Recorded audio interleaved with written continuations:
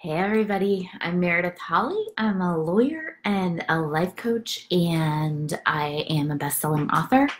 I help women stop sexual harassment without quitting their jobs, and one of the ways I do that is by working with companies on creating a healthy workplace culture. So today I want to talk about the topic of a toxic work environment. So if you feel like this, then you are probably in a toxic work environment. And I want to see, ooh, I can create a poll. Okay, so I have a poll and I want you to take the poll and I think it's anonymous, but tell me how you feel at work. If it's not anonymous, then you might want to say you feel happy even if you don't, but I don't think you should do that. I think you should be honest. Ooh, look, there we go. Is it over my face? I don't even know how this poll deal works, but I'm going to see in this live. So, okay. I want you, while you are sitting here listening, hey Yanni, hey Janet, I want you to think about somebody who you care about, who, thank you, that's nice. So I want you to sit and I want you to close your eyes and think about somebody you care about who complains about work all the time. I think most of us have somebody like this in our lives. And I think that some of us get annoyed with the people, and then a lot of times though, it's somebody that we love, and I don't want you to share who it is, like don't embarrass them or anything, but just think about this person and send love to them. And usually it's somebody that we know is amazing, who we totally love, who we think is creating amazing things in the world, who has so many talents, and we think that they're so great. And we just feel like there's an environment that this person's in that is holding them back. So think about somebody that you love who fits that description, who's amazing, but she's just in this place that doesn't appreciate her, and it doesn't let her move forward and create the amazing things she's capable of in the world. So this is for her, whether she agrees with you or not. And I just want you to consider sharing this video with her privately, not publicly or anything like that. If you feel like it offers something good that is helpful for her to think about while she's in her workplace, even if she doesn't want to leave. So here are sort of the test things I think that are good to look at to see if you really are in a toxic work environment. So if you feel anxious every day, if you're really afraid of making a mistake and you feel like you need to be perfect all the time and get everything right, if you're worried that people don't take you seriously enough at work, if you're not paid what you're worth, if you have panic attacks, when you think about going to work, when you get to the parking lot, when you're going up the elevator, when you're sitting in your office, if just the work environment triggers a panic attack for you, if you're afraid to speak up in meetings, if you're overlooked at meetings. And then here are some common ones that clients often tell me: if your hair starts falling out and you just feel sick when you think about going to work, and so you take more sick days than you'd really like to admit, but it's related to how anxious you are at work. So when we don't like the work that we're doing and we feel those ways, we often just leave, and it's like not difficult, right? If there's not something keeping us in the job and we feel like a job is creating a toxic work environment for us, we just leave and it's not even a problem. If somebody is feeling these toxic feelings in their workplace and they're not leaving, then it is worth solving this problem, even if it's not by moving and going to a different job. A lot of times we want to stay in a job because we love the work we're doing. We don't want to be forced out of the job by people who are having bad behavior at work, right? or we don't really know what other options we have. We don't totally know what we would do if we left. So it doesn't really matter why you are staying, but if you're staying, it is always possible to create a healthy work environment, even if it feels toxic now.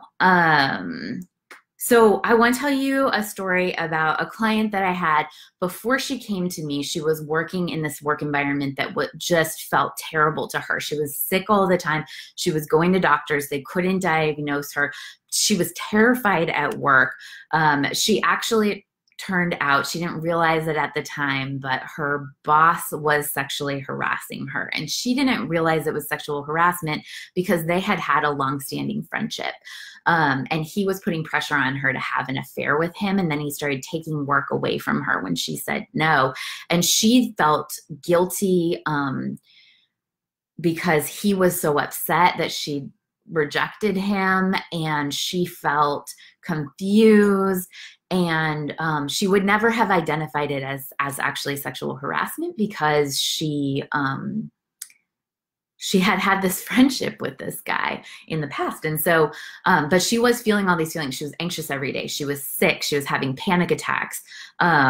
She had, like, one person told her that she looked like she had cancer because she was so sick all the time.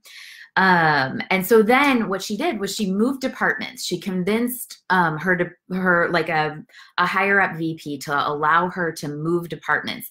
And the thing she found, even though she was in a different environment, was that she still had the same feeling. She was still anxious every day. She was still afraid. She was terrified she'd run into the guy who had been harassing her. And so here's what was going on with her. Here's how I like to think about this. We think of a toxic work environment as like the weather, as like something that's happening outside of us. It's somebody else's behavior. But really, like we think it's created by other people.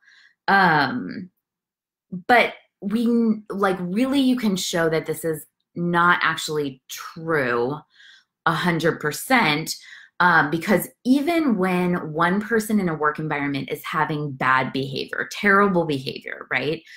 Not every person in that work environment is going to have the same reaction or is going to have that toxic experience around that behavior. And so this doesn't mean that when we're experiencing anxiety or we're like having panic attacks or our hair's falling out, that it's our fault or that we are like creating the bad environment or something like that.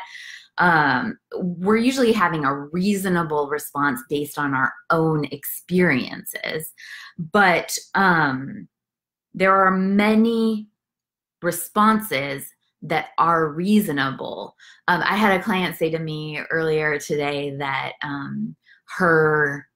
the men she worked with are so fragile and create such a, have such temper tantrums if they don't get exactly what they want, that she's justified feeling angry all the time.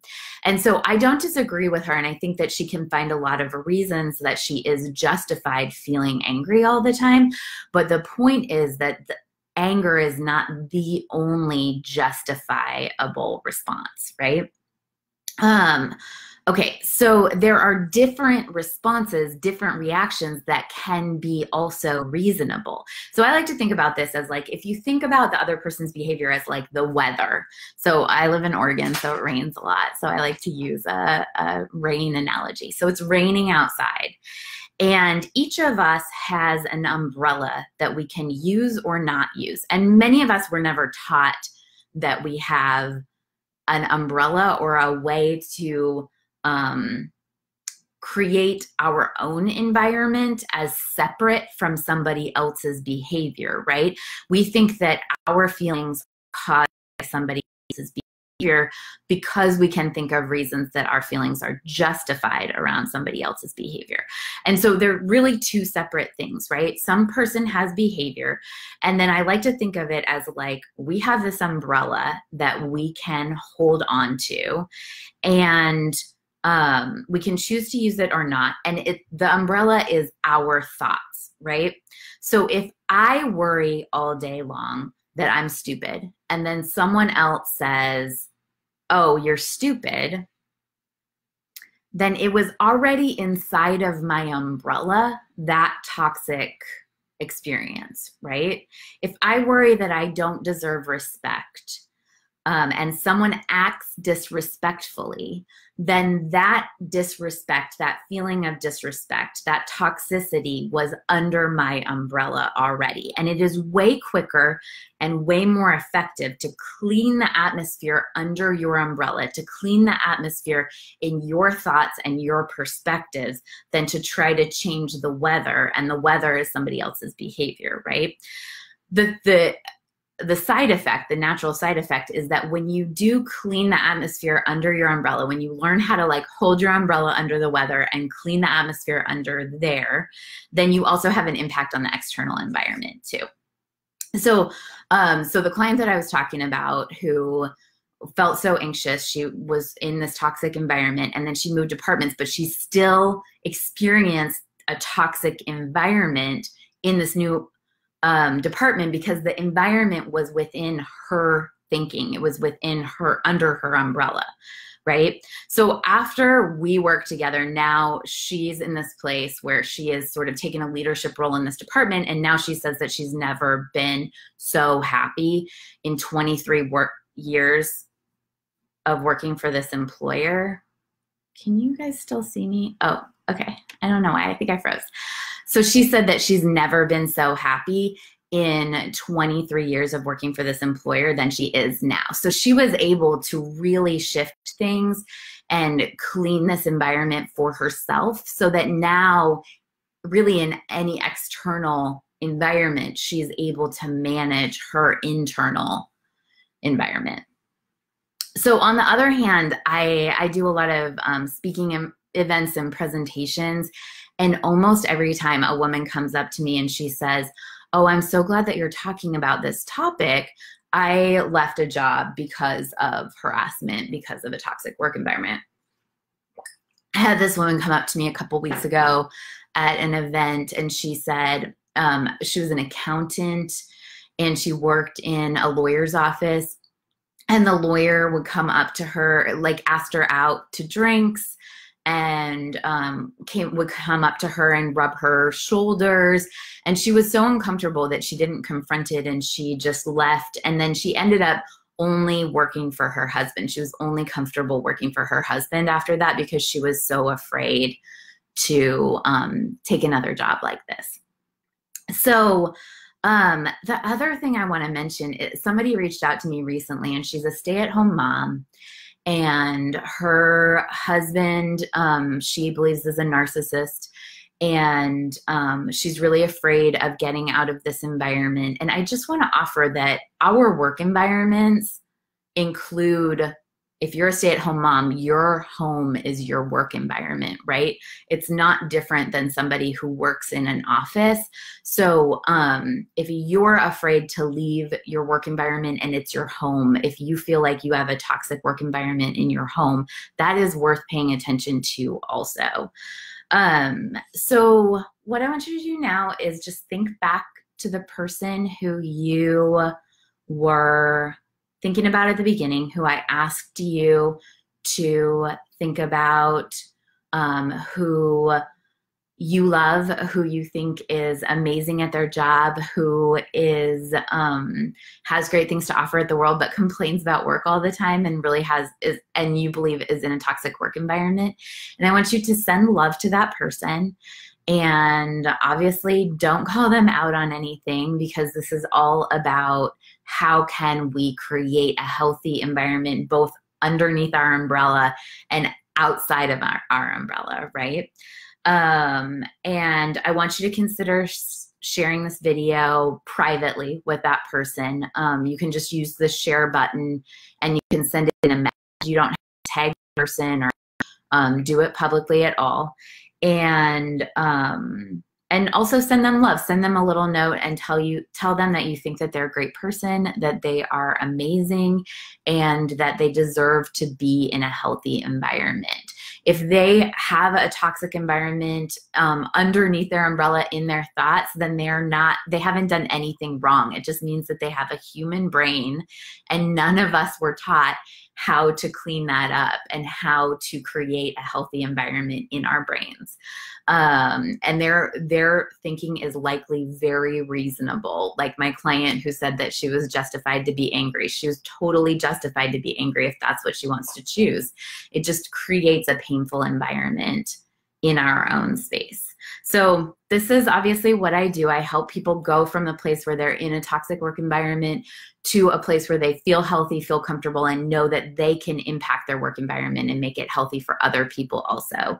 If you want to know more about what I do, or you want to chat, or you want to tell me about your work environment, if it's a home work environment or if it's an office work environment or a warehouse or whatever it is, I work with people all over who believe that they're in toxic work environments.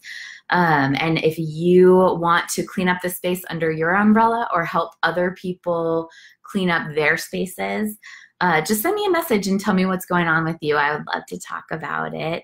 And I would love to hear about the people that you want to help too. Thanks, you guys.